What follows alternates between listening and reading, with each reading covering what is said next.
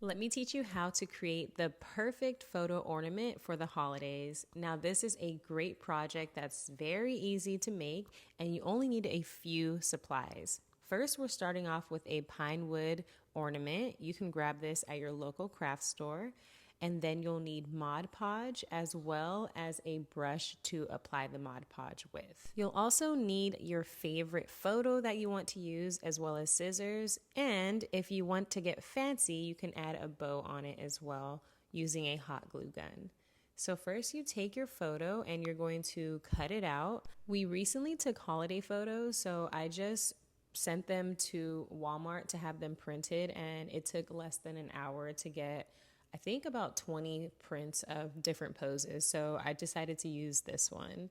Next, you're going to take your photo and place it against the wooden ornament, and you're going to flip it over to see how you need to cut it, and then just use your scissors to cut the ends so that it will fit properly onto the ornament.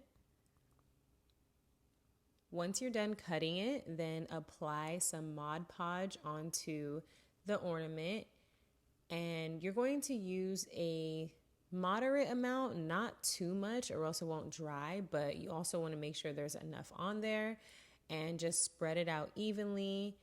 And once you have it all the way covered, go ahead and place your photo on top. Be sure that the photo is all the way down evenly across the entire ornament, or else there will be bubbles and you don't want that.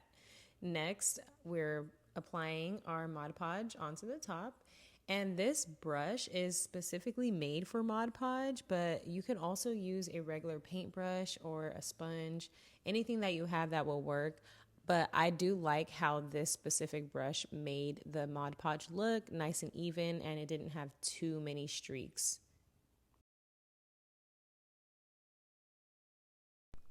Let your ornament completely dry, and if you want to decorate it using a bow, I chose this super cute red glitter bow.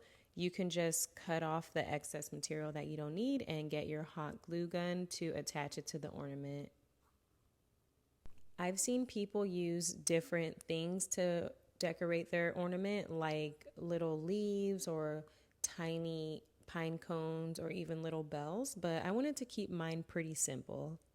One thing I would recommend is to also add the year, as well as you can write a note on the back if you're gifting it to someone. Thanks so much for watching. I really hope that you enjoyed this video. Be sure to give it a thumbs up and let me know in the comment section if you'll try this craft.